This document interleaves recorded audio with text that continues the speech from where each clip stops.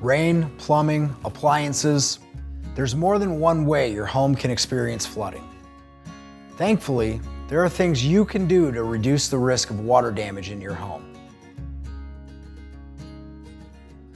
Let's start with flooding caused by weather or forces outside of your home. Pay attention to the landscape around your home.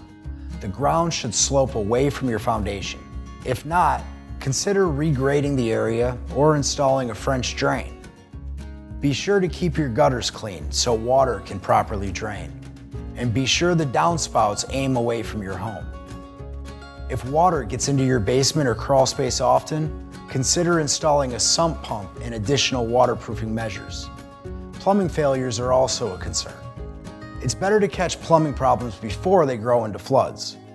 Pay attention for any signs of trouble like suddenly higher water bills, noisy pipes, rust and moisture. There are even leak detection systems you can have installed with warning sensors. An all too common plumbing problem is frozen pipes, which can burst and wreak havoc in your home. Prevent frozen pipes by regulating the temperature year-round, insulating exposed pipes, and letting your faucet drip during extreme cold temperatures. Another big culprit in home flooding is appliance failures. Here's what you can do. Most appliances come with rubber supply lines that can crack over time. Consider replacing them with sturdier braided steel versions. Also, have your water heater inspected and maintained annually by a certified technician.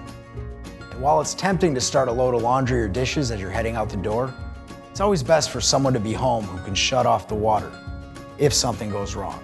For more tips, check out our What to Do After Discovering Water Damage video. We've included a link in this video's description. Hopefully these tips will help keep your home dry and safe. If not, call Rainbow. We're available 24/7 for expert help remediating and recovering from water damage at your home or business.